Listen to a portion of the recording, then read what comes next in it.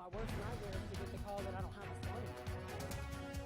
Violent crime in Towson has the community on edge. FOX45 News is monitoring the situation and demanding answers from county leaders. And the debate continues in Annapolis over how to handle juvenile crime. Why Governor Moore's pick to head the Department of Juvenile Services is facing a bit of controversy. And after a brief little burst of winter yesterday, I'm actually tracking a warming trend today. I'll let you know where these temperatures are headed in a couple of minutes. Live from WBFF in Baltimore, this is Fox 45 Morning News. Live look now over the harbor. Look at that gorgeous sky for you. I know you saw those flurries yesterday, though. Thanks for being with us this Sunday, February 26th. I'm Taylor Stewart. Let's get right over your forecast. Meteorologist Amy Aronson, good morning. Good morning. Yeah, a little foggy out there this morning, but no longer tracking any snow showers today. It's still chilly right now. We're beginning the day in the mid and upper 30s in all spots, but these numbers are actually going to start to warm and improve today. If we take a look at where visibilities are the lowest, right now it looks like a little bit of fog in the Westminster area. We're down to 3 miles there, but everywhere else not really even reporting any visibilities right now. So as you step out with your dog, be prepared for a little bit of fog this morning. Otherwise, it is still chilly, so break out a nice warm jacket. Mid-30s to begin. As we head through the end of the morning, though, little better. Little bit of an improvement here. Yes, I'm tracking more clouds than sun, at least to get things started today, and morning temperatures will be stuck in the upper 30s, low 40s. But by this afternoon, feels even better for outside time. I'll break down where these numbers are headed for the rest of the day, and when we are tracking our next weather maker in just over 10 minutes. Taylor? All right, taking a live look over Towson this morning, where a string of violent crimes has the community on edge. Now, in Towson Circle on Monday, a 17-year-old was shot and killed there. And this week, Baltimore County officials addressed ways to curb crime in the community. But how safe are residents feeling?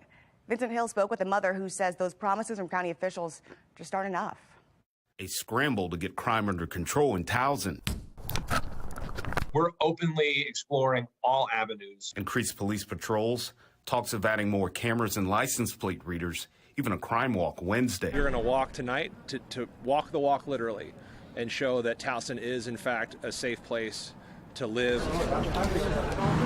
But the sounds of sirens Saturday afternoon has some Towson residents still concerned about their safety. My worst nightmare is to get the call that I don't have a son anymore. Her son, a Towson University student, walking by when shots rang out last Monday. The one off Joppa, I believe. That shooting left 17-year-old Trayshawn Harmon dead.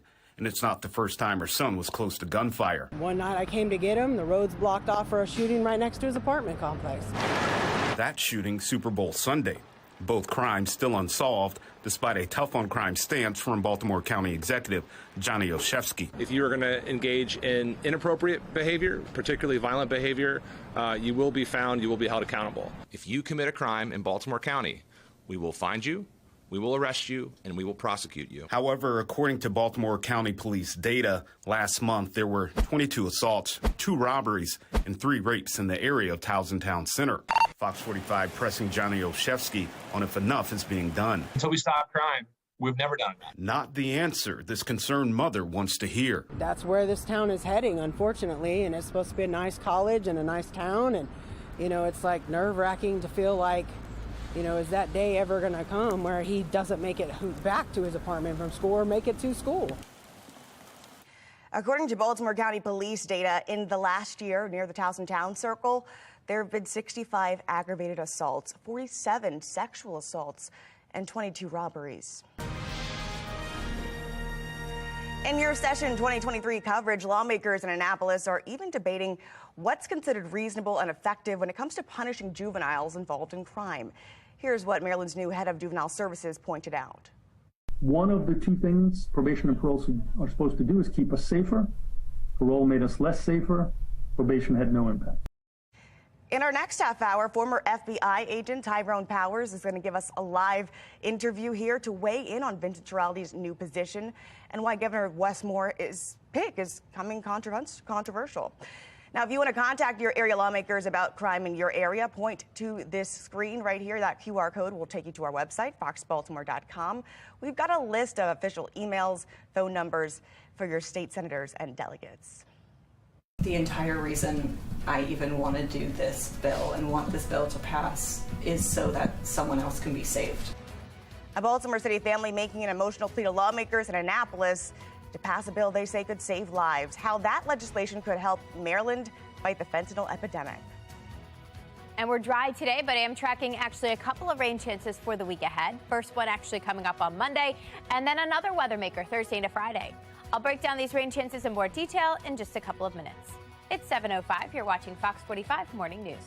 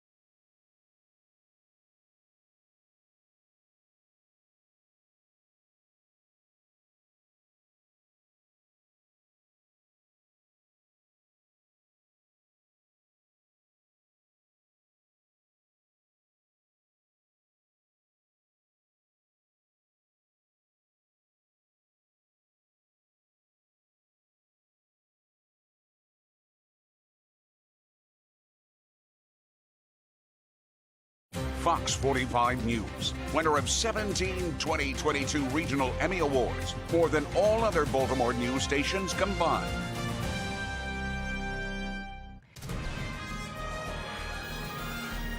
Now to your session 2023 coverage. Overdoses claim the lives of more than 2,000 Marylanders each year. A bipartisan bill now aiming to tackle the ongoing problem, and it would now conduct drug tests on patients with suspected overdoses, automatically testing them for fentanyl. Fox 45's Olivia Dan spoke with the family who knows the pain of losing someone to addiction and has more on the changes. Josh Symes was only 31 years old. Friends and family say he lit up every room he entered. When I think of Josh, I just think of light. He was a bright soul. He had a passion for singing and dancing. He was intelligent and, he loved to sing, and he would jump up in the middle of a room and start singing and dancing. But in college, he began experimenting with drugs. His sensitivity had a hard side, too. For years, Josh went to different addiction treatment programs, getting sober and then relapsing again. And in October of last year, he passed away from a drug overdose. Was a wonderful son. I'm very lucky to have spent 31 years with him. Fentanyl is just an incredibly potent drug, and all you need is too much one time. After his overdose, his family and girlfriend Melanie Yates learned that most hospitals don't test for fentanyl in patients suspected of an overdose. If we're not testing for fentanyl, we're missing that data. So Yates began researching, and with the support of Delegate Joe Vogel, has now created a bill that would require hospitals to include fentanyl on a urine drug screening. A new report by the University of Maryland's Center for Substance Abuse Research finds that most emergency departments are screening only 5% of overdose patients for fentanyl. And when fentanyl tests were conducted, positivity rates exceed 40%. Yates and Josh's parents testified in front of lawmakers this week with the hopes it will become law. The entire reason I even want to do this bill and want this bill to pass is so that someone else can be saved. This bill couldn't have saved Josh, but it really does have the potential to save so many other people. His parents and Yates say testing for fentanyl would lead to more accurate data on how many overdoses are actually caused by fentanyl. It informs the public health numbers, and when they start to see these outbreaks in different places, they can say we need Narcan in there. And if we can develop better medicines and better interventions down the road because we have the numbers, that can save lives. And even though it was too late for Josh and his loved ones only have the memories of him to hold on to, He might actually be the best person I've ever met. they hope if the bill passes, it will help to save others' lives. Something that maybe could bring some help to others so that people don't have to feel like I do. Reporting in Baltimore, I'm Olivia Dance, Fox 45 News. Another health-related bill withdrawn. It would have allowed minors to get vaccines without their parents' consent. Senator Cheryl Kagan introduced the bill, but she now says it needs more medical research. There are some questions being raised about the senator's motivation behind the bill after Fox 45 News uncovered she owns stock in several vaccine companies. Taxpayer watchdog David Williams says voters should keep a close eye on Senator Kagan's future legislative proposals. This is way beyond just one piece of legislation. This is something that needs to be monitored very closely because I can almost guarantee you this has happened in the past and it's going to happen in the future. Fox 45 News reached out to Senator Kagan's office to ask if she thought introducing the legislation was a conflict of interest. We have not heard back. There's growing support for Maryland's Boost program as the governor considers phasing it out. Topping our next half hour, the support it's getting and what it could mean for the program moving forward. I have so many people reaching out.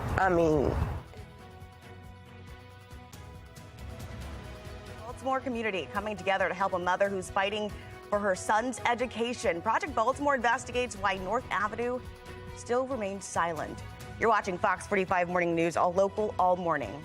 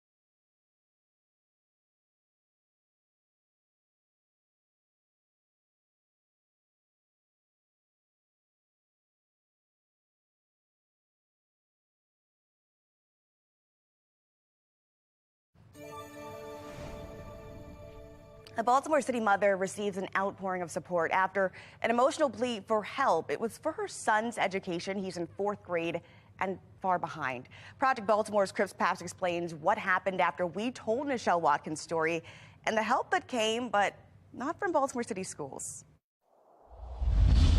I want to hear your assessment. I want to hear what happened. Give me a grade. What was my grade? Oh, you get an A+. You get an A+, okay. What'd you like? Okay, thank you. It's now been 2 weeks since Nichelle Watkins shared her story with Project Baltimore. They didn't want to leave, of course, and that's normal. And in those 2 weeks, her life has changed. Do you have hope? I do. Did you have hope before this? No, I didn't. Watkins' son, Logan, is in 4th grade at Johnston Square Elementary, which a Project Baltimore investigation found is one of 23 city schools where 0 students who took the state math test last year scored proficient. I feel like they don't care. It's not their children. They don't care. Following that story, Watkins came forward pleading for help for her son. He can't read. He's in the 4th grade. Look around. I'm in public housing. I can't afford no $1,000 tutor from Sylvan, but that's what he needs, a tutor. He actually read the paragraph the first time. And that is what he now has. I have so many people reaching out. I mean, it's been crazy. Watkins' story triggered an outpouring of support. Numerous tutoring services, including Sylvan Learning, contacted Watkins offering free tutoring for Logan. 2 viewers came forward, each offering $1,000 to pay for tutoring services. A local private school has offered Logan free tuition. Now, though, it's time for me to know. But the first to reach out. So this is Al, okay? Was Blanca Tapuasco. It is sad that he's so far behind. As high as... For 25 years, Tapuasco has been a tutor, at one time for Baltimore City Schools. Bedelia. Just notice that the word bed is there. When she saw Logan's story on FOX45, she immediately offered to help. After assessing Logan and listening to him read, I have him at a 1st grade, definitely kindergarten for math, okay? Once a week through June, Tapuasco has agreed to tutor Logan for 1 hour in math and reading. E. It's sad to say this, but he's not the one who's failing. It's someone didn't spend time enough to give him what he needs. So he's not in the failing stage. He's been pretty much left. Baltimore City Schools has a budget of $1.6 billion a year to educate students. Because now you know that A-L is pronounced owl. Tapuasco is tutoring Logan for free. So it is hope, because any improvement that you can make is a step for him forward. Why couldn't the school system do for Logan what you're doing now? They could. But his mom says they're not. I don't know what they offer or if they're offering anything. According to Watkins, the school system has offered nothing. She says no one from Baltimore City Schools has reached out. Not the principal, not the school board, not the CEO, no one. She hasn't heard from any of her elected officials in Baltimore City either. Something must be done. But some in Annapolis have taken notice. Kathy Schlega is a state delegate from Baltimore County and a former Baltimore City Schools teacher. You know, it's heartbreaking when we see student after student that are falling through the cracks. Baltimore City is facing a devastating reality. On Monday, following Project Baltimore's reports on state test scores, Schlega wrote this letter to members of the Accountability Board. The board is appointed by the governor to implement the blueprint for Maryland's future, a massive increase in education funding known as Kerwin. The letter references serious concerns, saying there are too many persistently failing schools in Maryland. It asks how the state will remedy the poor academic outcomes so students can be functionally literate. With all the money and everything we're investing into schools, they should get a great public education. Shower. He's going to grow up. He has to be a man. He has to be productive. And that's my main thing for him. Like, I just want better for you. I'm Chris Papst, and this is Project Baltimore. All right, let's get over to your forecast. Meteorologist Amy Aronson, what's in store for today? I have no idea. Yeah, we got the brief burst of snow out of the way yesterday. If you blinked, you probably missed it. Didn't last long. Didn't really amount to much. But now we're looking ahead to all the spring things. So we actually only kick off March in 3 days now. So that's when we welcome the month of March, and that's technically the start of meteorological spring. At that point, our average high stands at 50 degrees. St. Patrick's Day in 19 days, 55 is an average high at that point. The spring equinox will follow with average highs also in the mid to upper 50s. The Orioles home opener in just under 40 days. At that point, our average highs continue to climb into the low 60s, and then Easter's in 42 days. At that point, we are approaching the mid 60s as our average high. And today's going to feel a little spring-like by the end of the day. Yes, we're cloudy with actually a little bit of fog this morning, reducing visibilities. Temperatures currently in the upper 30s, but this number is going to warm and improve, and temperatures will climb back above average today. And that's as high pressure builds in from the south. This cold front drops in from the north. Not much happening. We get sandwiched between the two features, and that means for us a pretty quiet end to the weekend. Actually a decent day for whatever you want to do outside. Now, we are starting off with a little bit of fog and some low clouds this morning. That dissipates this afternoon, allows for some sun to return before this cold front tries to drop in. Temperatures will stay nice and warm as a result. That front then passes through, cooler air comes in, and then here comes our next weather maker tomorrow. This one will be a rain producer. Looks like showers start to move their way in Monday afternoon. So Monday morning drive, that's a dry one. But then here comes the rain pushing in from the west and taking over Monday afternoon, Monday evening through Monday night. So having an impact on your drive home Monday night. And yes, this will be all rain for us, but I want to point out what's happening in New England. This will send them a pretty decent dose of some snowfall. It all clears out for us by early Tuesday, and after that, we're actually really going to warm up. I don't know if you could see it behind this picture here. I put some pictures of some trees starting to bloom. We are seeing that all around our area. And if you want to enjoy some of the blooms today, maybe take a walk in the city, temperatures will be warming nicely right into the mid-50s. Little breezy out there with winds gusting up to 15, 20 miles an hour. And then tonight, we're back in the low 30s under mostly clear skies. Pretty quiet end to your weekend. Besides that brief dip in temperatures on Monday, temperatures are up this week. Very spring-like, right? Temperatures are back in the low 60s. We're near 60 Tuesday and Wednesday, and then actually mid-60s on Thursday before our rain chances increase again. So an unsettled week ahead of us. We've got 2 dry days squeezed in the middle here, but then we've actually got more rain likely Thursday into Friday with another weather maker. And this one will usher in some cooler air. So by the start of next weekend, temperatures are actually more winter-like again for the first weekend of March. We'll spend next Saturday in the mid-40s. Taylor? We want to see what the weather is like exactly where you are. Go ahead, put your phone at the screen there. That QR code will take you to our website. We want you to share your videos and pictures there. You can click on Chime In, or just use your FOX45 mobile news app. You can click the Explore tab and then tap Chime In. After a deadlock meeting, the Baltimore Collegiate School for Boys still doesn't know its fate. In our next half hour, why the future is still unclear as advocates say keep those doors open. But first, another CIAA tournament comes to an end. After the break, how fans celebrated before the new champions were crowned. You're watching Fox 45 Morning News, all local, all morning.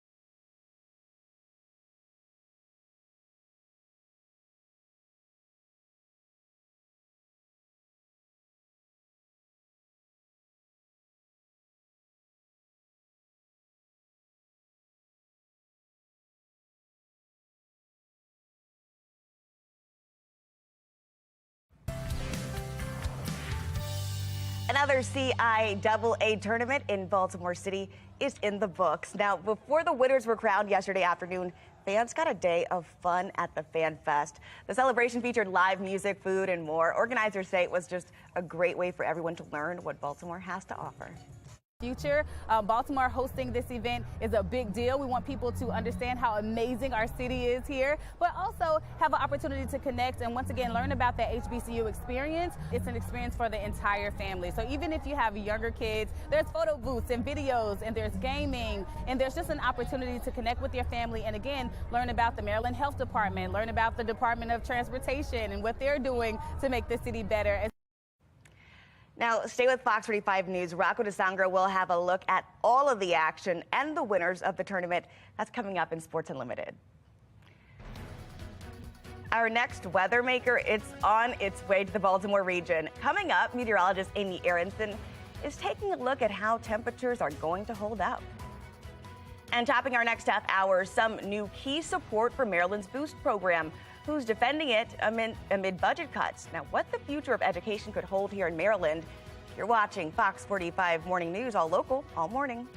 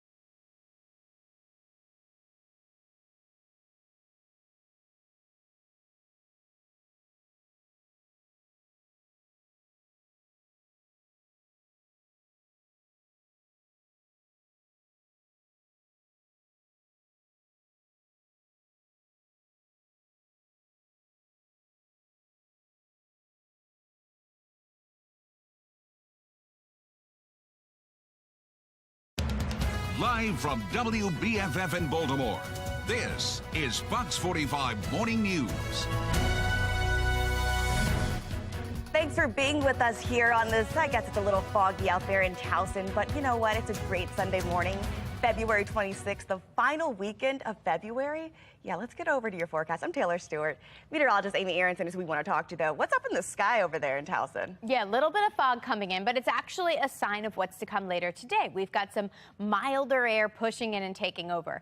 And at least our temperatures are now all just above freezing, so we don't need to worry about freezing fog. We just have the reduced visibilities out there to start off the day.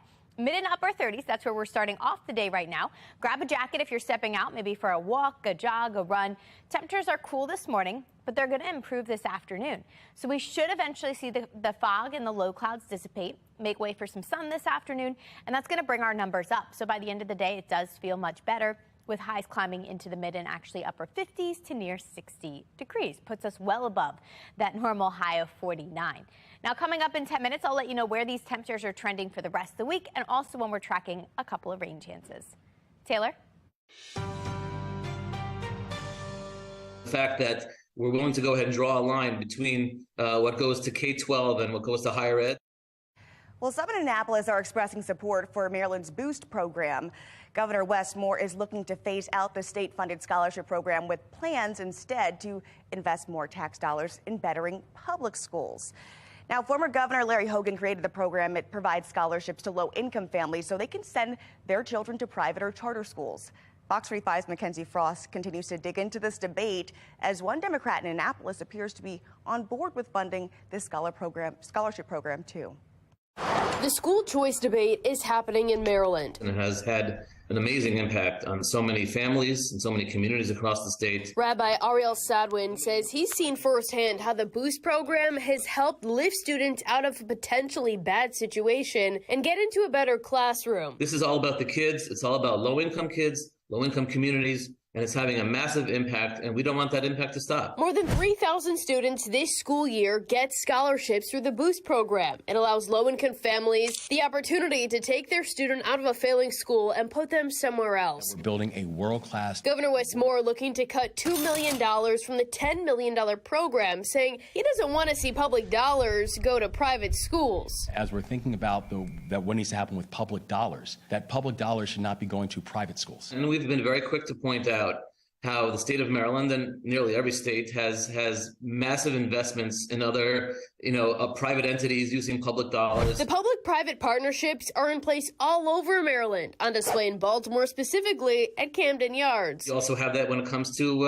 health. The public dollars for public education doesn't really resonate because we know that there are so many other things that show that to be somewhat to the contrary. This may be Governor Moore's first, public office, but he's already proving that he's just a typical politician. Christopher Summers, executive director of the Maryland Public Policy Institute, says funding Boost should be a priority for the governor, especially if he's interested in helping the underserved populations across the state. His mantra was leave no one behind.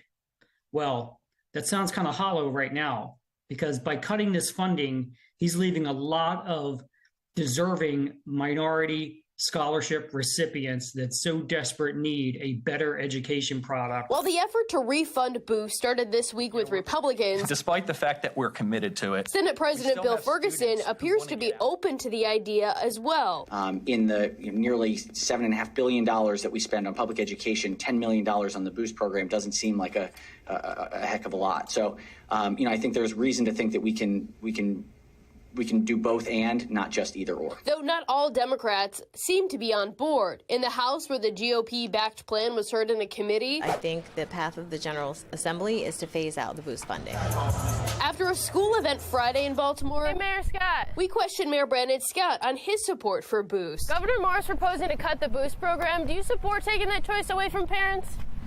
Listen, I haven't even talked to the governor about that, Mackenzie. My focus is on public schools in Baltimore. Thank you. But those kids, do the parents need that choice? Not a direct answer from the mayor. Meanwhile, lawmakers in Annapolis continue the debate. Families are facing an uncertain future for their kids' success in the classroom. Limiting or stifling its growth would be like a slow end of the program over the next few years. And that would have a terrible impact on the communities where it's been so effective and so helpful. Lawmakers have the power to rearrange and add money to certain areas of the budget after it's been proposed by the governor. Republicans say they're prepared to do so to fully fund Boost, but it would require Democrats to get on board. Now we have Senate President Bill Ferguson signaling he may be interested in doing so and will continue to follow the future of the Boost program. In Baltimore, Mackenzie Frost, Fox 45 News. We spoke with a former city council member and a charter school principal, Carl Stokes. He says the Boost program is particularly important for students here in Baltimore City. It helps a large group of young people in Baltimore City where most of the schools are not functioning very well, not educating, not nurturing, not giving students a chance to get a good education, to get a diploma on time, and that's meaningful. And so the Boost program allows low-income and moderate-income parents some funds to put their children to a school that works for them. That brings us to our question of the day. Do you support Governor Moore's proposal to cut Boost funding? So far, 92% of voters say no. Go to foxbaltimore.com/vote to weigh in. Former Councilman Stokes also addressing the Baltimore Collegiate School for Boys. Now, that school doesn't know its fate. After 3 separate hearings and weeks of uncertainty, it could lose its charter over what the CEO is calling technicalities. City School CEO Dr. Sonia Santalese is also recommending the school stays open, but the board has not come to a decision yet.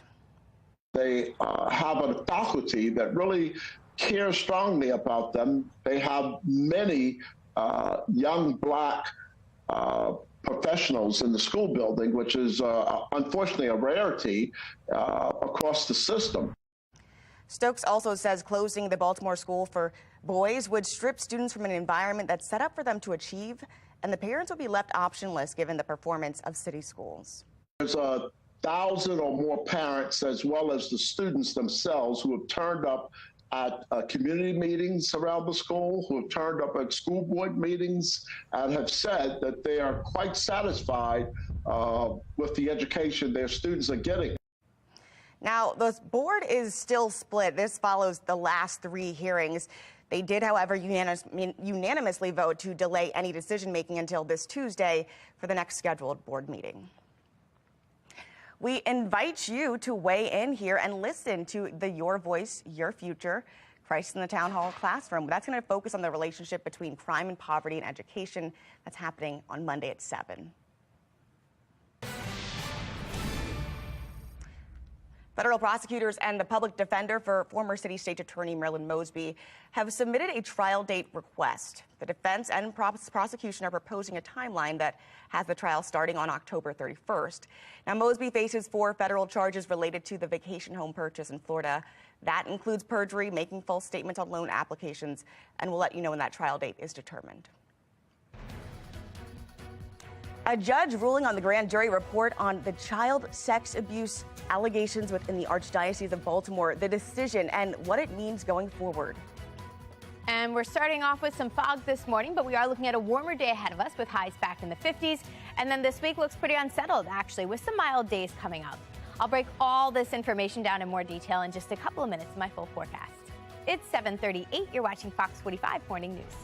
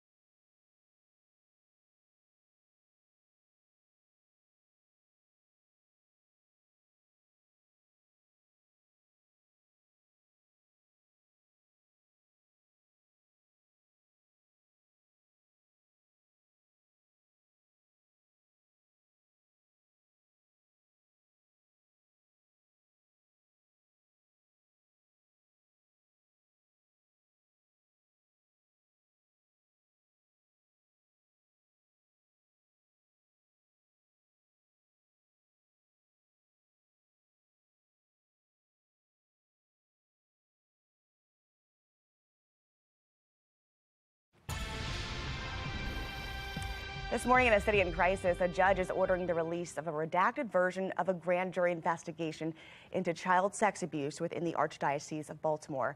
The report names 600 victims. It dates back to the 1940s with more than 150 priests. Survivors have been pushing to have this report released, and now the Attorney General, Anthony Brown, says he's going to work quickly to turn it over to the courts. An anonymous group of people named in the report has been fighting its release. Their legal efforts, we're learning, were funded by the Archdiocese. Elsewhere in a city in crisis, a nationally published op-ed from a former Baltimore deputy police commissioner says the defund the police movement is fueling staffing shortages within the department. Now, Jason Johnson's article appeared in the Wall Street Journal, and in it he talks about how he believes recruitment problems have reduced the quality of officers. He also points to the death of Tyree Nichols and the Memphis officers that are now charged with his murder. Police agencies across the country are lowering their standards because they're seeing real increases in retirements and resignations and many, many fewer applicants coming in the door. So as a result, they're having to lower their standards in who they hire to become police officers. And that presents a real danger to police professionalism and to public safety. The Baltimore Police Department has been struggling with an officer shortage for years now. Right now, BPD has more than 400 vacancies. Now, by the end of 2022, the department brought in 103 new officers, but since lost 277 members. Something worth noting here, the $550 million BPD budget was slashed by $24 million in fiscal year of 2021 after backlash from protests. Now, in 2022, that money did come back. Then the budget was increased by $29 million. Mayor Scott says that increase was needed to cover health insurance and pension commitments. In his current fiscal year, the budget went up again by nearly $5 million. Be the first to know about breaking news by signing up for news on the go. Go to foxbaltimore.com and click our mobile alert sign up. Under the station tab, you can also download the FOX45 app for your smartphone. Just search WBFF in your app store. Southern Cali slammed by winter weather this weekend. After the break, the next steps in their recovery process. And gearing up for baseball season as spring training continues. Still to come, which players stood out for the O's as the O's took on the Twins in their first game of spring training. You're watching Fox 45 Morning News, all local, all morning.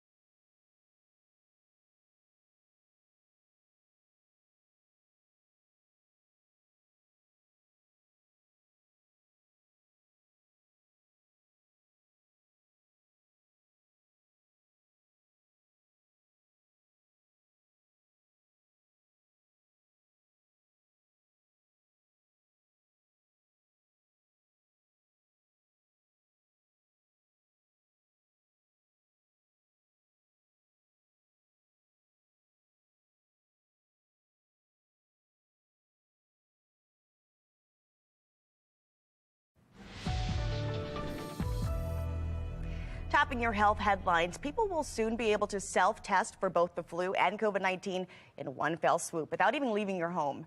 The FDA authorized the first over-the-counter home test that can detect both influenza A and B, as well as the virus that causes COVID-19. They say the lucrative COVID and flu home test provides results in around half an hour using samples from just a nasal swab. This single-use test does not require a doctor's prescription. The FDA recommends that those who test positive go ahead, contact your doctor, report those results, and receive follow-up care. Along the western coast, Southern California is getting slammed by a wintry weather mix in what forecasters are calling the worst winter storm possibly in decades. Residents there are dealing with a rare historic blizzard warning and flash flood alerts. They're predicting up to a foot of snow and wind up to 80 miles per hour in the mountains around LA. Even the iconic Hollywood sign got a little dusting, and the storm has dumped several inches of rain on the region since it rolled in on Tuesday. The Highways Patrol in California, they're closed two major highways due to dangerous driving conditions. Take a look. And in Michigan, residents there are still cleaning up following the winter storm that plowed through their region just this last week. Nearly 400,000 homes still don't have power. That was as of yesterday afternoon. The two main utilities in Michigan, they're working to get power restored by this morning, they say. Half an inch of ice weighing down some power lines, though, so that's equivalent to the weight of maybe a grand piano just sitting on the power lines. Meanwhile, the city of Portage is declaring a state of emergency. They joined Kalamazoo County, all in seeking financial assistance from the state to help with the offset of cleanup cost. Let's get over to meteorologist Amy Aronson. No, nothing like that here. We did see those flurries, though, yesterday. I saw them come down. Yeah, technically a trace of snow officially reported yesterday, more than we've seen pretty much all winter long. This morning, that's gone, though, and it's been replaced by this, the fog and the low clouds. Looking gray and gloomy now, looking down at Towson as that fog develops and takes over. Temperature-wise, we are above freezing, though, so we don't have that concern for freezing fog here, fortunately. We have mid and upper 30s to get your day started. If we take a look at what's happening temperature-wise on the map, the milder air is trying to push its way in from the south. That's the fog and the moisture that's also taking over. So eventually our numbers will be warming today, and we're actually going to take a little brief break from the wintry temperatures. We do have a freezing fog advisory, though, for our neighbors to the west here. That's the area highlighted in that teal color. So that means fog and near freezing temperatures are a concern if you're traveling westward. But for us locally, that is not a concern right now. We are just stuck under the low clouds and the fog. You'll notice visibilities are definitely lowest where that advisory is in place, so extreme western parts of the state down to a quarter-mile visibility there now. Not really reporting any visibility issues locally at the moment, so that is good news. This fog will eventually dissipate by the end of the morning. We welcome back some sun and some milder temperatures. This will feel much better. We end today in the very comfortable mid-50s. Overnight tonight through Monday morning, we're back to near freezing to start, and then here comes our next weather maker. As this moves in, temperatures are back in the low 40s, so it will all be rain. A couple of showers right around midday, with most of the rain on and off showers coming through Monday afternoon, Monday evening, just in time for your commute home from work and home from school. And it's a chilly rain that unfolds. We'll be stuck in the 40s on Monday with on and off showers all the way through late Monday night, not wrapping up until Tuesday. But after that rain gets out of here, our temperatures will be improving again. So today looks nice. Get in anything you want to do outside. It's dry, it's milder, highs are in the mid-50s. Tomorrow doesn't look so nice. We've got rain coming in the afternoon, plus it's cooler with highs only in the upper 40s. Tuesday looks better again. We dry things out and warm things back up. We are actually flirting with 60 by Tuesday. And Tuesday and Wednesday are the best days of the week with some sunshine both days and highs near 60. We do have more rain coming by the end of the week. Plan on more scattered showers Thursday and Friday. Temperatures will hold in the very mild mid-60s through Thursday. And then behind that weather maker, they do come crashing back down. So next weekend does look colder again for the first weekend of March with highs in the mid-40s on Saturday. Taylor? Well, tomorrow, SpaceX will launch 4 astronauts into the International Space Station. The crew is going to include NASA astronaut Warren Woody Hobro and a Russian astronaut, Andriy Fadeev. It's the first space flight for both men. The American is a former research scientist at the University of Massachusetts, the Institute of Technology there. And the Russian astronaut is retired from the Russian Air Force. Well, I just want to fly, period. For me, space travel is all about the exploration and the discovery and the adventure. I think we travel to space because it's there and we don't know about it and want to know more. The two will be traveling in the Dragon capsule, which is expected to reach the space station on Tuesday. They will replace a U.S., Russian, Japanese crew that's been up there since October. The franchise tag window closes on March 7th. After the break, what's changed with negotiations between Ravens and Lamar Jackson? Just ahead.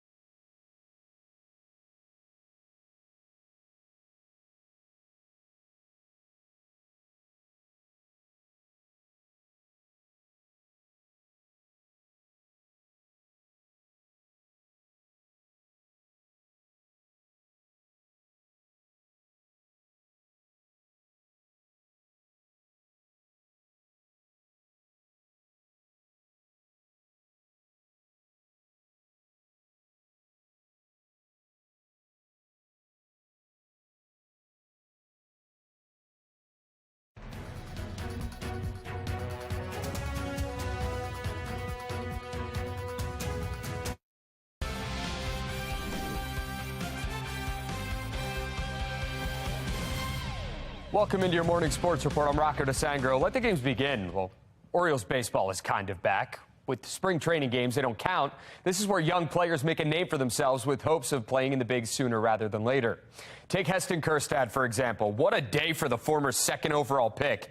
Going 3 for 3 on the day, 2 home runs. Check him out, just rounding the bases there. That's midseason form, I guess. This year's top pick, Jackson Holliday, he made the most of his only at bat of the day with a double to right center field as the O's beat the Twins 10-5, the final score. Heston Kjerstad 3 for 3 with 2 homers. Really solid day for Terrin Vavra as well. It went 2 for 3 with a 2-run homer. Jackson Holliday 1 for 1 with the double. Adley was hitless in both of his at bats, but nothing to it. It's the first game of spring training. Got to knock the rust off. Drew Rom, who got the start, he went 2 innings, 1 earned on 2 hits, 2 strikeouts. The CIAA basketball championship wrapped up here in Charm City. In the men's game, Winston-Salem State knocks off Lincoln with a 62-57 win. Rams junior guard Jalen Alston was named the tournament MVP. Let's check out the women's game. Shaw and Elizabeth City State going head-to-head for the hardware.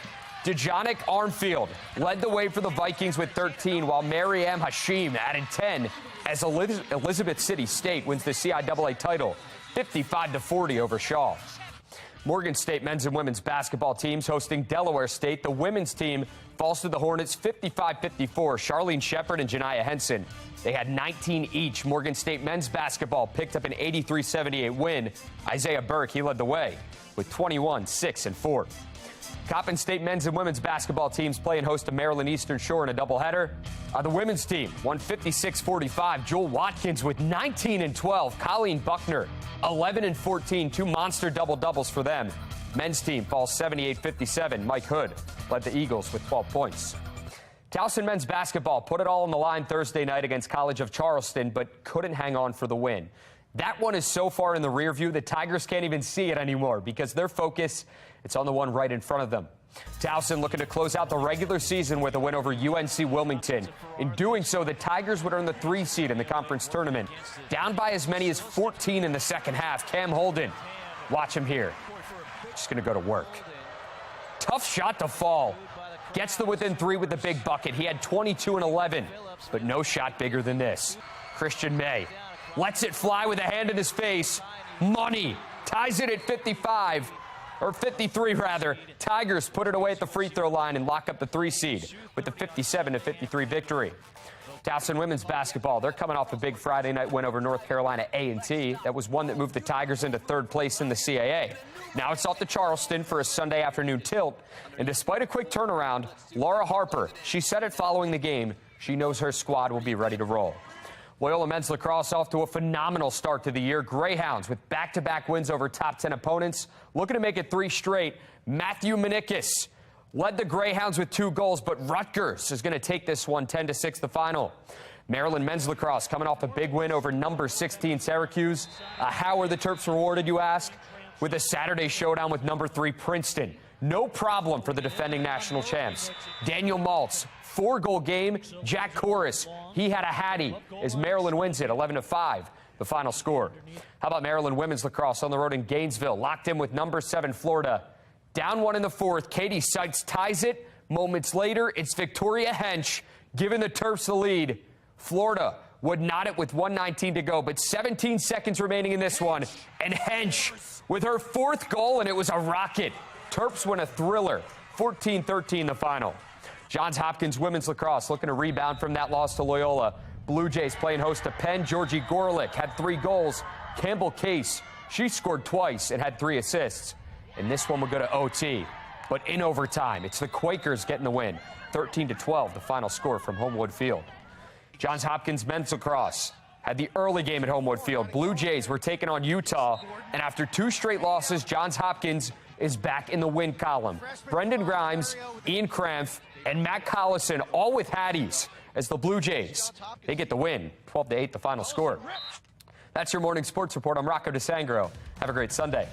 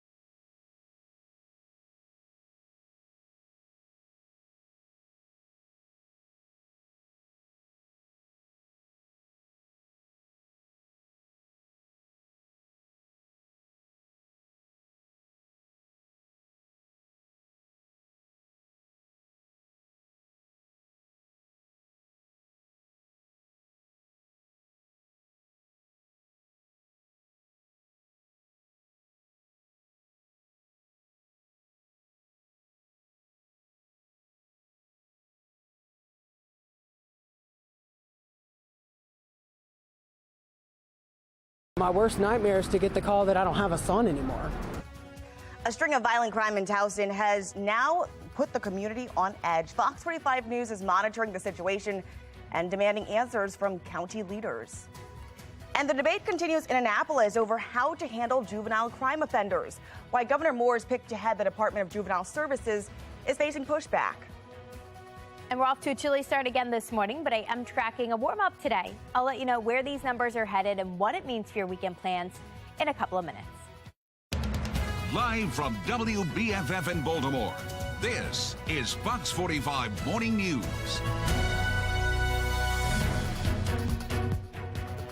Looking now over the harbor, it's a little bit dreary out there, but I don't know. It seems like a good day to get some coffee and join us here this Sunday, February 26th. I'm Taylor Stewart. Let's get over to your forecast, though. Meteorologist Amy Aronson, what are we working on today? Because yesterday I saw some snow. I mean, it really wasn't that cold. I just was confused. Yeah, winter yesterday. Today it's going to be back to more spring-like conditions. So we had some colder temperatures yesterday, a little bit of snow briefly in the afternoon. Didn't amount to much or accumulate. If you actually didn't look outside right around midday, you probably missed it. But this morning we are starting off dry with temperatures in the mid and upper 30s. Our issue this morning is actually the fog. The fog is settling in. That's the warmer, moist air that's taking over. Right now, fortunately, our visibilities don't look that bad. The worst of the fog is north and west of here. Westminster is down to 3 miles visibility, so use some caution there if you're headed out this morning to run some errands. If you're just walking the dog, mostly cloudy. Still a little chill to begin, so grab a jacket as you step out the door. Upper 30s, low 40s to begin, mid 40s to end the morning. And actually, this afternoon is going to feel really comfortable outside.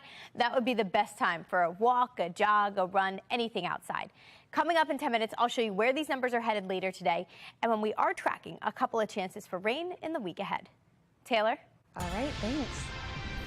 All right, it is kind of quiet this morning in Towson. As you can see, folks just started moving, but it's been a dangerous start to the year. Just this past Monday, a 17-year-old was shot and killed there right near the town circle as Baltimore officials are trying to address ways to curb crime in the area. Residents say they're not feeling safe. Vincent Hill spoke with a mother who says she needs more than promises from county officials. A scramble to get crime under control in Towson. We're openly exploring all avenues. Increased police patrols, talks of adding more cameras and license plate readers, even a crime walk Wednesday. You're going to walk tonight to walk the walk literally and show that Towson is, in fact, a safe place to live. But the sounds of sirens Saturday afternoon has some Towson residents still concerned about their safety. My worst nightmare is to get the call that I don't have a son anymore. Her son, a Towson University student, walking by when shots rang out last Monday. The one off Joppa, I believe. That shooting left 17-year-old Trayshawn Harmon dead. And it's not the first time her son was close to gunfire. One night I came to get him. The road's blocked off for a shooting right next to his apartment complex. That shooting Super Bowl Sunday. Both crimes still unsolved, despite a tough-on-crime stance from Baltimore County Executive Johnny Olszewski. If you are going to engage in inappropriate behavior, particularly violent behavior, you will be found, you will be held accountable. If you commit a crime in Baltimore County, we will find you, we will arrest you, and we will prosecute you. However, according to Baltimore County Police data, last month there were 22 assaults, 2 robberies, and 3 rapes in the area of Towson Town Center. Fox 45 pressing Johnny Olszewski on if enough is being done. Until we stop crime, we've never done that. Not the answer this concerned mother wants to hear. That's where this town is heading, unfortunately, and it's supposed to be a nice college and a nice town, and, you know, it's like nerve-wracking to feel like, you know, is that day ever going to come where he doesn't make it back to his apartment from school or make it to school?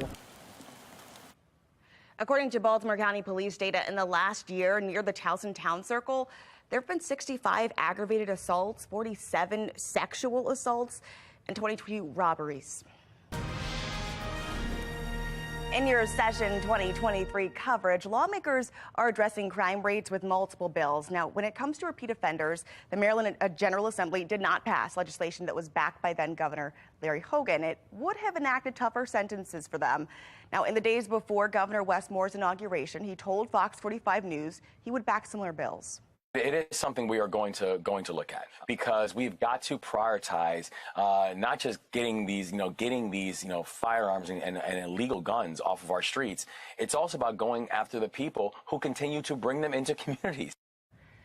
When it comes to tougher sentences, State's Attorney Ivan Bates calling on state leaders to pass a bill that would raise misdemeanor illegal gun possession for a maximum of 5 years. This would not matter whatever the offender's age is. Currently, a convicted person only has to serve 25% of a jail sentence. That would mean, in most cases, less than a year. Democrats say they would support this bill as well. 2 House bills backed exclusively by Republicans will be discussed this week. One would raise the maximum sentence for a second-degree attempted murder conviction from 30 to 40 years behind bars. Another would ban plea deals for those convicted of violent crimes. Now, when it comes to juvenile crime, though, lawmakers in Annapolis are debating what should happen when a child commits crime. Now, this is what Maryland's new Secretary of Juvenile Services had to say.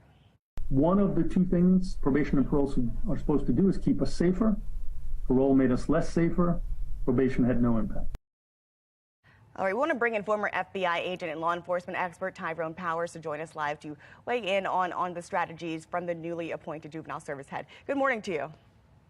Good morning. Thanks for having me. Absolutely. Absolutely. Now, Vincent Schiraldi's comment on probation and parole, he says it comes from research, shows that they are not deterrents for a repeat offender. What are your thoughts on that? Well, a couple of things. First of all, I think the fact that he's discussing that is good for us because it means that whatever it is, probation and parole in its current status and the way it's functioning now is not working. And we know that because of the recidivism rates and then the crime that we're seeing on the streets with juveniles participating in crime. So even when juveniles are brought into the system, even when they're giving a certain amount of time, let's say it's not necessarily a murder, but they're given a certain amount of time, whatever is happening to them under the Department of Juvenile Justice, probation, parole, or in facilities, it's not changing their behavior. So they're coming back and doing the same thing. So at the very least, he's given us the opportunity to assess probation and parole, and maybe it is casting a light. Maybe that's not his intent, but maybe it's casting a light on the people in probation and parole and saying, listen, you've existed for years. We still have this problem. In fact, we're having an increased problem with juveniles.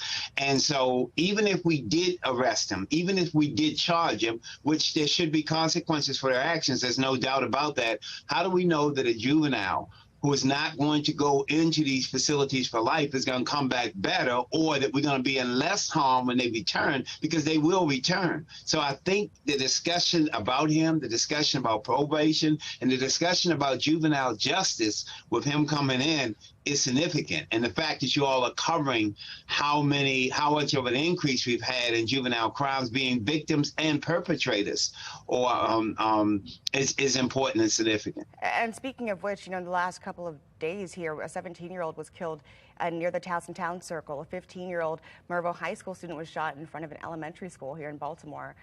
The amount of young victims this year is staggering. What can be done really from a strategic level at the state and the city to really make sure they're curbing crime, particularly around children? Yeah, a couple of things. First of all, clearly that you want them to know their consequences for their actions. I think everybody agree with that. I think the county executive have said that. We've said that in Baltimore. The state's attorney, Ivan Bates, have said that. But we want consequences with results. In other words, whatever those consequences are should make them, when they come back, and they will come back because most of them are getting life sentences, better. So not just consequences, but consequences that change the behavior on the back end, and consequences that change the behavior on the front end, or interventions that change the behavior on the front end. During this time of year, we have 80,000 students in the school system, knowing that we're moving very quickly and expeditiously towards the end of the school year, where they will be on the streets in the different cities and urban areas and communities and suburban areas. So the intervention should take place now. Whatever we're doing to convince them that there are consequences for their actions, whatever we're doing to dissuade them from their actions, whatever we're doing to intervene in young people who have households that are not conducive for living and learning or for changing their behavior, should be put in place right now. We have a relatively captured audience in school systems across the state. And I just want to wrap it up here with respect to probation and parole, and the idea of possibly eliminating it or restructuring it. What would be I guess, a mindful approach in restructuring probation, parole, whatever it is, to make sure offenders aren't repeating the same kind of crime? to have probation and parole do their job, to not just to see if the young person is at home, but to actually intervene, to monitor their behavior, to monitor the changes that are taking place, and to monitor what other programs that they're supposed to be in. Right now, because they have so many cases, it's just a watchdog. And he's right, it's not working, but it doesn't mean you want to eliminate something that's not working. You may actually want to fix it, but it does need to be fixed. The results are clear, and in the increase of juvenile violations that we are seeing across the state and across the nation, really. All right, Mr. Powers, thank you so much for your insight on crime. Always insightful for us. Appreciate you. Thank you. Take care. All righty. Now, a big change coming to Howard County schools next year. After the break, how it could result in students getting more sleep. And we are looking at a dry day today, but rain chances increase tomorrow. We get a brief break Tuesday and Wednesday, but then more rain by the end of the week. I'll break down all of these rain chances in more detail in just a couple of minutes. It's 8:10. You're watching Fox 45 Morning News.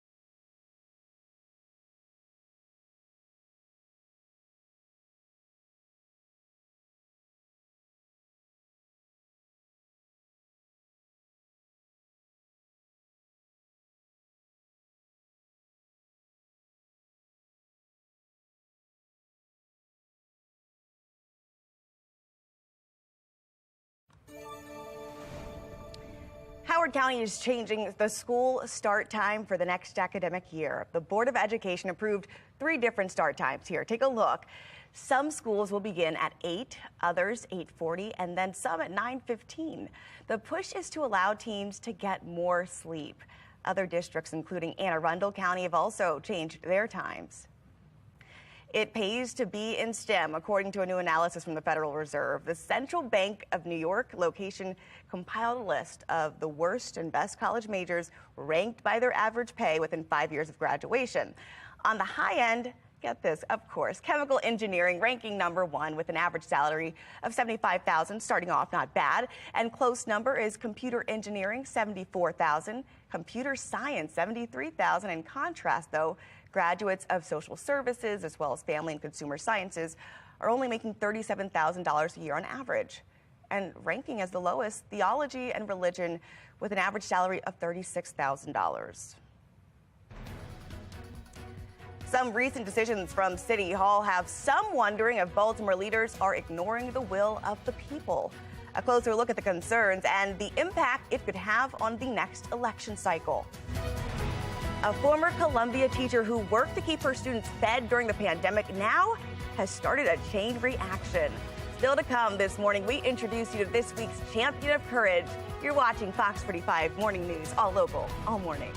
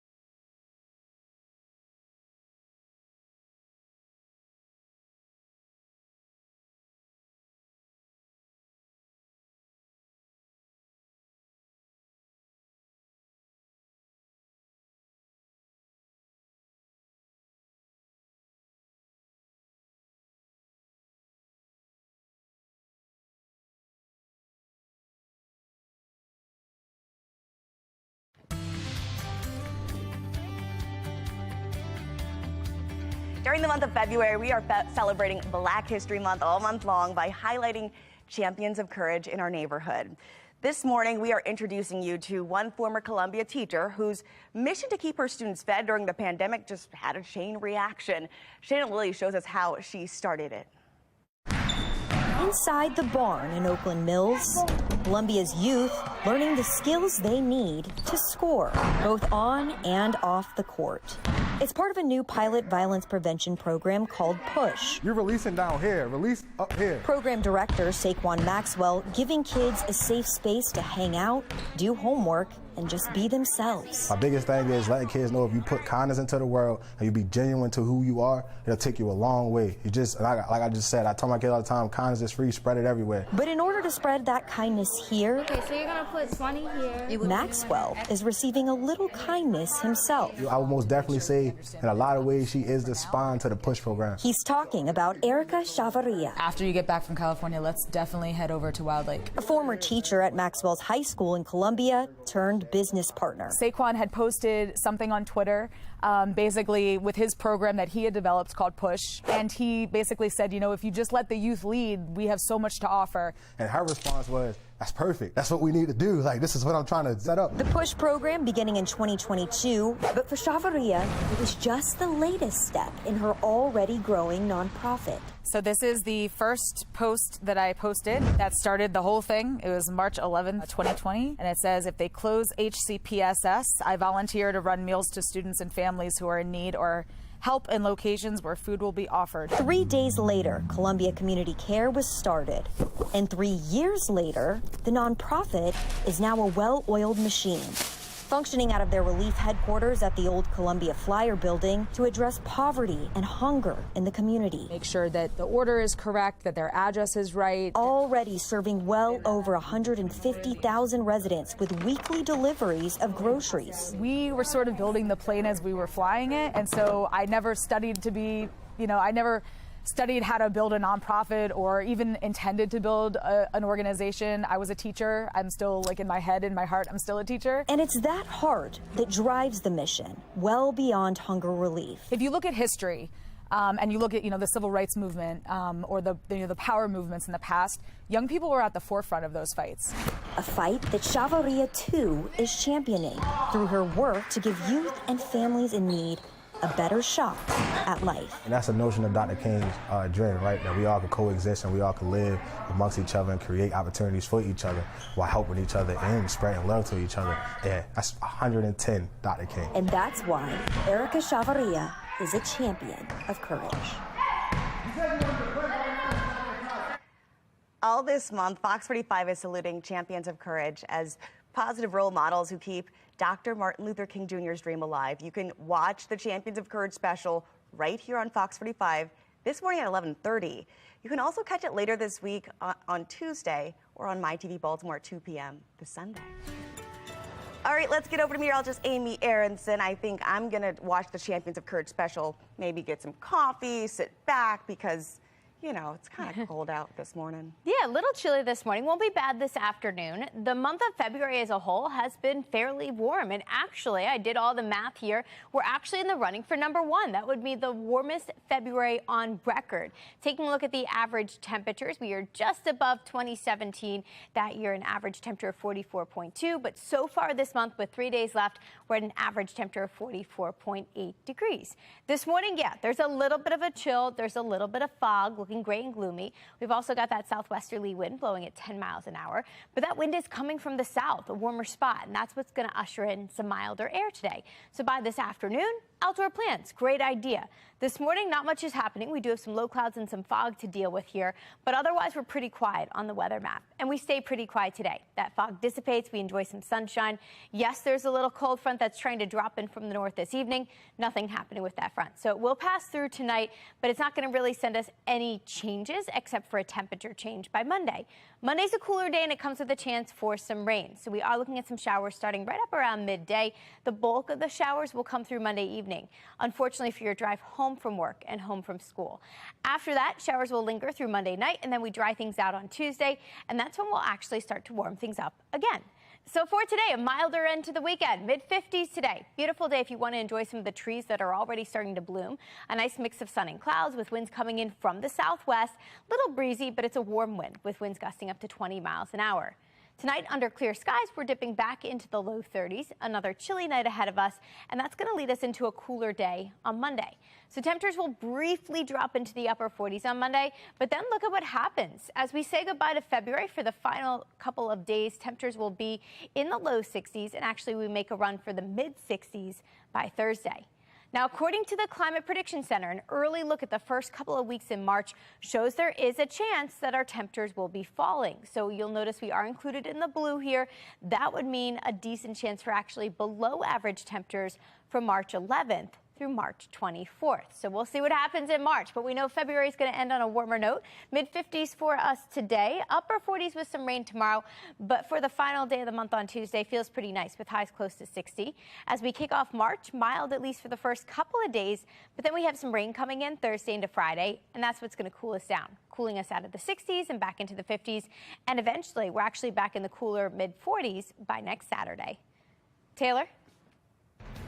After weeks of uncertainty, Baltimore cleated school for boys' fate still up in the air. In our next half hour, why the future is still unclear and advocates still speaking up for its defense.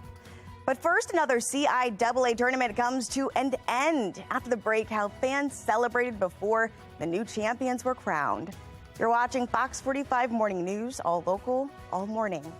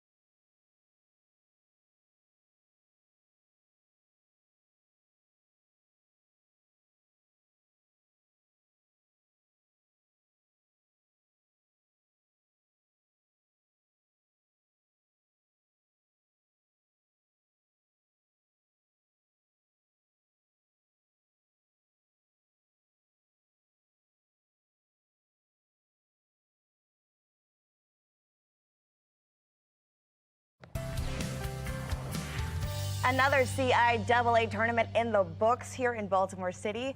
Before the winners were crowned yesterday afternoon, fans had a whole day of fun at the Fan Fest. The celebration included live music, food, more. Organizers say it was just a great way for everyone to learn all about what Baltimore has to offer. Future. Baltimore hosting this event is a big deal. We want people to understand how amazing our city is here, but also have an opportunity to connect and once again learn about that HBCU experience. It's an experience for the entire family. So even if you have younger kids, there's photo booths and videos and there's gaming and there's just an opportunity to connect with your family and again learn about the Maryland Health Department, learn about the Department of Transportation and what they're doing to make the city better. And stay with Fox 45 News. Rocco DeSangro will have a look at all the action inside and the winners of the tournament. That's coming up in Sports Unlimited. Alrighty, well, let's go to take a look at today's steals and deals. The following segment is sponsored by Noki. Hey, everyone. I've got a fantastic solution to an issue I know you can all relate to. I have a hands-free way to use your phone for whatever you want to do. We all know the sound of your phone crashing to the floor in the middle of a call, trying to prop it up on books and get that perfect shot, or you lean it against a glass to see the screen while you're cooking or working out or whatever. It's annoying because it never really works that great. Here's your solution. This is called Tentacle, and it's a super functional little gadget that I've been using a lot lately. It's a mount that can hang, wrap, stand, suction, rotate, and bend basically anywhere.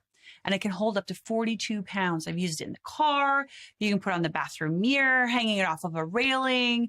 It works. It's really flexible. I've also used it for shooting videos, and you can control it with this little Bluetooth remote, which is always handy. So Tentacle blew up on Shark Tank and hit record sales numbers, and it's easy to see why. People with hearing disabilities are even using it to keep their phone hands-free while they're signing. Now, there's universal threading that lets you mount speakers, lights, or microphones all on this tiny little base. So right now, we're offering an exclusive 33% off. You guys take advantage of this deal at asadeals.com.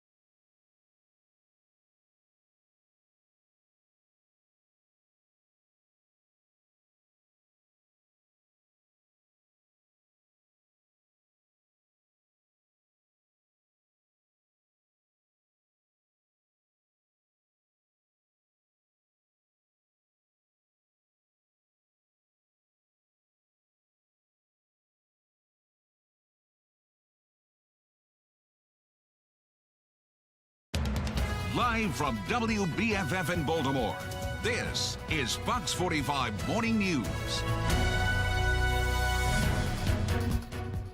Thanks for being with us this Sunday, February 26th. You're looking live in Towson right now. A little bit gray, but it's all good. It's all good here. We're going to start your day with the right way with meteorologist Amy Aronson with a look at some blue on her maps. Yeah, little cool to begin, but temperatures will be warming. We're already above freezing, mid and upper 30s to get your morning started. So that's where we're starting, but look at where we're headed today. Upper 40s and then eventually upper 50s. Feels pretty nice this afternoon. Perfect excuse to squeeze in some time outside, maybe enjoy some fresh air. Temperatures will be getting close to 60 actually, which puts us well above that normal high. Now tomorrow these numbers are going to cool down, plus our rain chances are going up, and that's because a new weather maker is moving in. So coming up in 10 minutes, I will walk you through the timeline for the rain tomorrow and also let you know what we're expecting temperature-wise as we kick off the month of March. Taylor?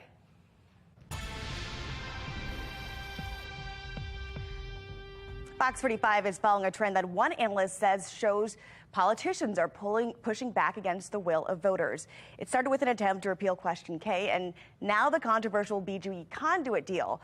As Maxine Stryker reports, she spoke to one political expert who says it could have a negative impact at the ballot box. In November, 72% of voters approved term limits for local elected leaders, overwhelmingly sending a message they'll no longer accept the status quo in Baltimore City.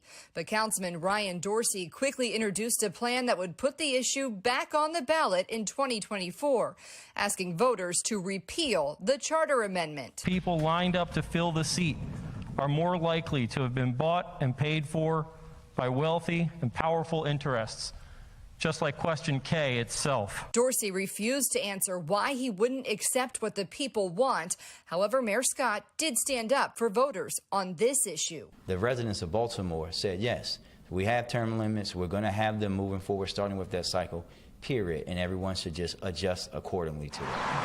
But now some argue Scott is going behind the voters' backs after city residents also voted overwhelmingly to block the future sale or transfer of the city's conduit system. A contract with BGE was completed last week, which gives them control of more than 700 miles of the underground system. The controversial deal was pushed through by Mayor Scott, who says the deal doesn't flout the will of the voters, since Baltimore City would still own the conduit. However, many, including City Council President Nick Mosby, disagree. I don't think this thing was thought through really well. I think it was clearly rushed. And I think it was in the best interest of not the citizens of Baltimore. And it was a slap in the face associated with what voters went out and voted for last November. Political analyst John Deedy says these two examples are a slap in the face to voters. I think it shows a little bit of tone deafness, the fact that, the voters are saying one thing. And generally, when you're elected, the idea is you listen to what the majority of voters want to say. And in Annapolis right now, another example of leaders possibly ignoring their constituents as more and more people are expressing support for the Boost program that Governor Wes Moore is looking to phase out. It allows low-income families the chance to take their students out of a failing school and put them somewhere else. I think it's an important job to listen to what they want, unless there's some sort of extenuating circumstance that constituents are not aware of. Deedy says if elected leaders continue to ignore the will of voters, it could mean their time in office is coming to an end. I think that when you choose to not listen to the people who are electing you, it increases only the possibilities of you being seen as out of touch and maybe out of office within a short period of time. Now, the mayor approved the conduit deal at the Board of Estimates meeting earlier this month. Absent from that board meeting, City Council Comptroller, Bill Henry, and City Council President Nick Mosby. They sat out in an attempt to stop this vote. Despite that, it passed, and the deal, though, they say it has no legal standing. The Comptroller says the deal will be back on the Board of Estimates agenda at their meeting this Wednesday. Just 2 days after the mayor approved the conduit deal, BGE requested annual rate hikes. It'll happen each year of the contract, increasing the average bill a little more than $10 each month. The Maryland Public Service Commission would have to approve that. Elsewhere in a city in crisis, police are investigating a murder in West Baltimore that happened on Friday. It happened around 10, where police responded to a spotter alert on Ashburn Street, and they found a victim just a few blocks away on Harlem Avenue.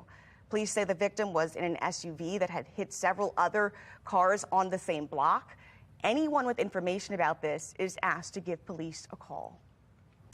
Meanwhile, police say they have 3 men in connection to a December 2022 murder.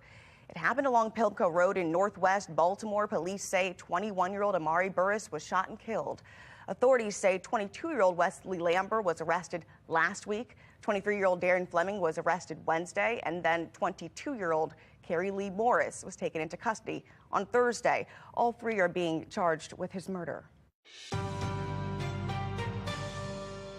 After multiple meetings, the Baltimore Collegiate School for Boys is still facing some controversy. They don't know if they're going to open up. That school still is waiting to learn their fate after 3 separate meetings of weeks of uncertainty. Now, they could lose a charter over what the CEO is calling technicalities. City School CEO Dr. Sonia Santeliz is recommending the school stay open, but the school board has yet to come to a decision. They have a faculty that really care strongly about them. They have many young Black professionals in the school building, which is unfortunately a rarity across the system.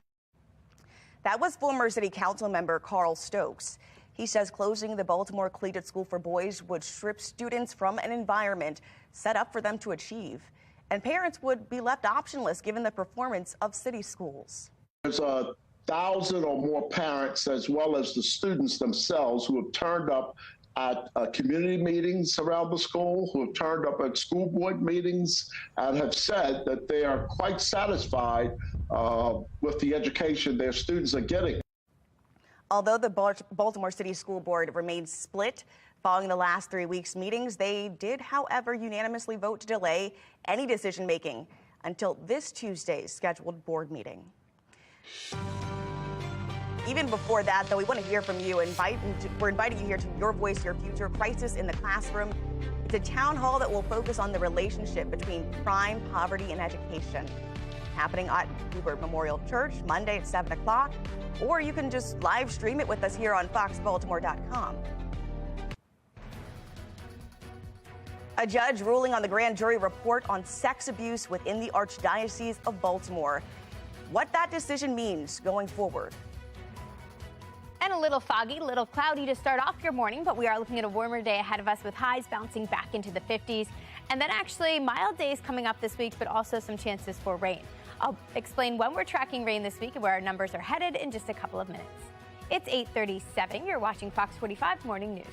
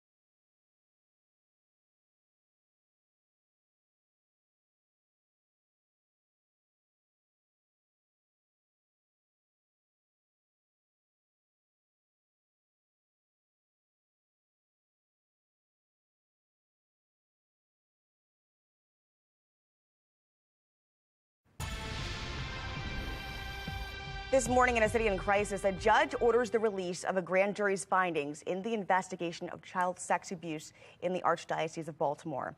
This report names 600 victims. It dates back to 1940s, and more than 150 priests are implicated. Survivors have been pushing to have this report unsealed for months, and Attorney General Brown says he's going to work quickly to get this report over to the courts. And an anonymous group of people who were named in this report, they've been fighting the release of it, and their legal efforts, we're learning, were funded by the Archdiocese.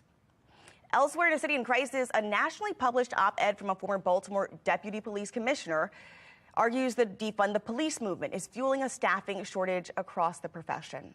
Jason Johnson's article appeared in the Wall Street Journal, and in it he talks to and about what he believes recruitment issues have been caused by. He says the quality of officers has gone down, and now he says the death of Tyree Nichols and the Memphis officers charged have also impacted morale.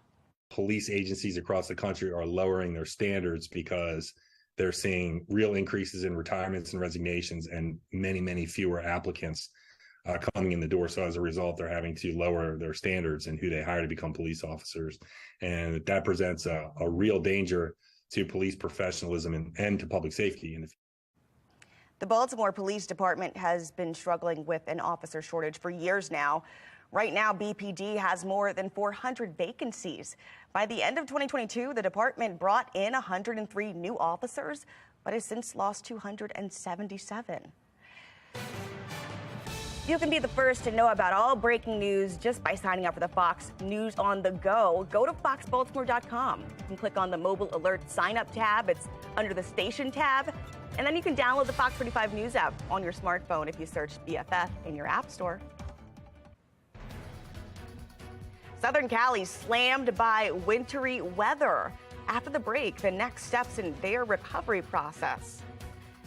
And baseball season right around the corner. Spring training continues, and which players already stood out for the O's as they took on the Twins in their first game of training. You're watching Fox 45 Morning News, all local, all morning.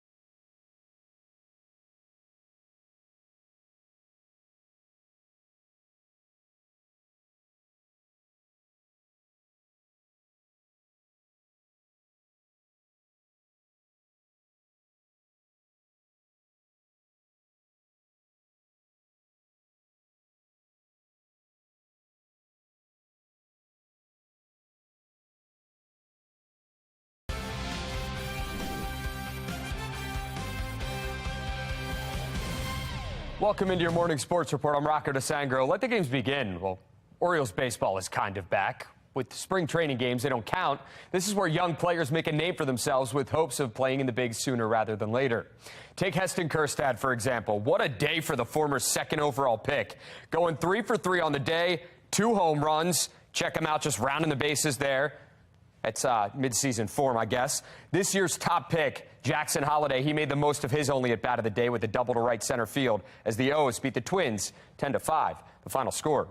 Heston Kjerstad, 3 for 3 with 2 homers. Really solid day for Terrin Vavra as well. It went 2 for 3 with a 2-run homer. Jackson Holliday, 1 for 1 with the double. Adley was hitless in both of his at-bats, but nothing to it. It's the first game of spring training. Got to knock the rust off. Drew Rom, who got the start, he went 2 innings, 1 earned on 2 hits. 2 strikeouts. The CIAA basketball championship wrapped up here in Charm City. In the men's game, Winston-Salem State knocks off Lincoln with a 62-57 win. Rams junior guard Jalen Alston was named the tournament MVP. Let's check out the women's game. Shaw and Elizabeth City State going head-to-head for the hardware. Dejonic Armfield led the way for the Vikings with 13, while Maryam Hashim added 10 as Elizabeth City State wins the CIAA title, 55-40 over Shaw. Morgan State men's and women's basketball teams hosting Delaware State. The women's team falls to the Hornets 55-54. Charlene Shepard and Janiah Henson, they had 19 each. Morgan State men's basketball picked up an 83-78 win. Isaiah Burke, he led the way with 21, 6, and 4. Coppin State men's and women's basketball teams playing host to Maryland Eastern Shore in a doubleheader. The women's team won 56-45. Jewel Watkins with 19 and 12. Colleen Buckner 11 and 14. 2 monster double-doubles for them. Men's team falls 78-57. Mike Hood led the Eagles with 12 points. Towson men's basketball put it all on the line Thursday night against College of Charleston, but couldn't hang on for the win. That one is so far in the rear view, the Tigers can't even see it anymore because their focus, it's on the one right in front of them. Towson looking to close out the regular season with a win over UNC Wilmington. In doing so, the Tigers would earn the 3 seed in the conference tournament. Down by as many as 14 in the second half. Cam Holden, watch him here. Just going to go to work. Tough shot to fall. Gets the within 3 with the big bucket. He had 22 and 11, but no shot bigger than this. Christian May lets it fly with a hand in his face. Money ties it at 55, or 53 rather. Tigers put it away at the free throw line and lock up the 3 seed with the 57-53 victory. Towson women's basketball, they're coming off a big Friday night win over North Carolina A&T. That was one that moved the Tigers into 3rd place in the CIAA. Now it's off to Charleston for a Sunday afternoon tilt. And despite a quick turnaround, Laura Harper, she said it following the game, she knows her squad will be ready to roll. Loyola men's lacrosse off to a phenomenal start to the year. Greyhounds with back-to-back wins over top 10 opponents, looking to make it 3 straight. Matthew Manikis led the Greyhounds with 2 goals, but Rutgers is going to take this one 10-6 the final.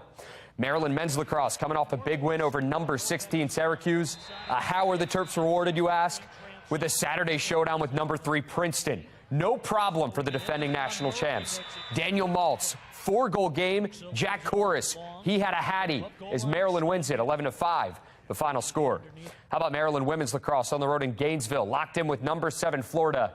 Down 1 in the 4th. Katie Seitz ties it. Moments later, it's Victoria Hench giving the Terps the lead. Florida would knot it with 1:19 to go, but 17 seconds remaining in this one. And Hench with her 4th goal, and it was a rocket. Terps win a thriller, 14-13 the final. Johns Hopkins women's lacrosse looking to rebound from that loss to Loyola. Blue Jays playing host to Penn. Georgie Gorelick had 3 goals. Campbell Case, she scored twice and had 3 assists. And this one will go to OT, but in overtime. It's the Quakers getting the win, 13-12, the final score from Homewood Field. Johns Hopkins men's lacrosse had the early game at Homewood Field. Blue Jays were taking on Utah, and after 2 straight losses, Johns Hopkins is back in the win column. Brendan Grimes, Ian Krampf, and Matt Collison all with hatties as the Blue Jays, they get the win, 12-8 the final score. That's your morning sports report. I'm Rocco DeSangro. Have a great Sunday.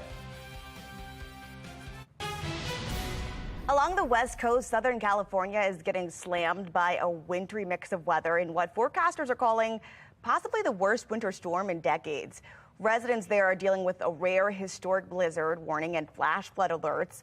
They're predicting up to a foot of snow and winds up to 80 miles per hour in the mountains around Los Angeles. Even the iconic Hollywood sign got a little dusting. Now, the storm has dumped several inches of rain on the region since it rolled through starting on Tuesday. This California Highway Patrol closing 2 major freeways due to the dangerous driving conditions there. Just take a look. And then in Michigan, residents are still trying to clean up following the wintry storm that plowed through their region last week. Nearly 400,000 homes are still without power. The 2 main utilities in Michigan are working to restore power by today. They say half an inch of ice is weighing down some power lines, and that's equivalent to about the weight of a baby grand piano, apparently. Meanwhile, the city of Portage is declaring a state of emergency. They joined Kalamazoo County, all seeking financial assistance from the state to help offset cleanup costs. Nothing to clean up from yesterday's dusting, though. Meteorologist Amy Aronson with a look at what has been the warmest February in years. Yeah, ever? nice warm February going down in the books, but we're also looking ahead to warmer days ahead of us. So let's count down to some of the spring things coming up. First of all, we kick off March in just 3 days. So that's actually the start of meteorological spring on March 1st. At that point, average high should be at 50 degrees. St. Patrick's Day in only 19 days, 55 at that point. Spring equinox follows in 22 days with average highs in the mid-50s. Orioles home opener in 39 days. That's exciting. 63 degrees will be our average high then, and then Easter follows in 42 days with an average high at 64.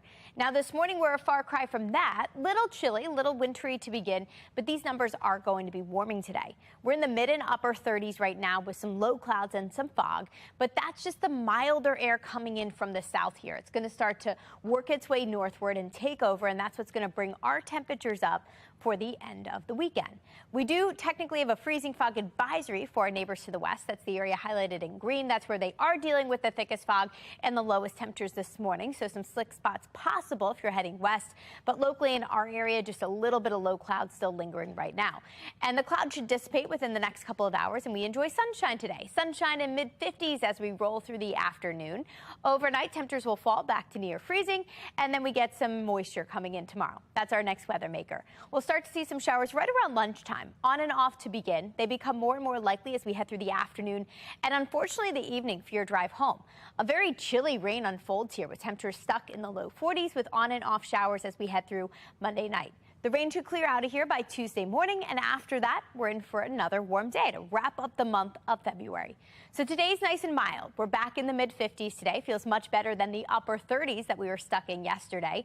Tomorrow, here comes the rain by the afternoon. A chilly rain with highs only in the upper 40s, but by Tuesday, the sun is back. We're going to dry things out and warm things back up with highs close to 60 again. And we'll actually stay near 60 degrees as we kick off March. So as we say hello to meteorological spring on Wednesday, we're near 60 degrees. Mid-60s will follow on Thursday, but it comes with our next weather maker that will send us some scattered showers and actually cool us down for at least the start of the first full weekend of March. We'll spend Saturday in the mid-40s. In just a couple of minutes, we'll take a look ahead at how the rest of the weekend shapes up in your full 10-day forecast. Taylor? Well, tomorrow, SpaceX is going to launch 4 astronauts into the sky, the International Space Station. The crew includes NASA astronaut Warren Woody Hoburg and a Russian Cosmo astronaut Andrei Davy. He's the first space flight for both of these men, and the American's a former research scientist at the Massachusetts Institute of Technology. The Russian astronaut is retired from the Russian Air Force. Well, I just want to fly, period. For me, space travel is all about the exploration and the discovery and the adventure. I think we travel to space because it's there and we don't know about it and want to know more. A curious human mind. Well, the two are going to be traveling in the Dragon capsule, which is expected to reach the space station on Tuesday. They're going to replace a U.S., Russian, Japanese crew that's been up there since October.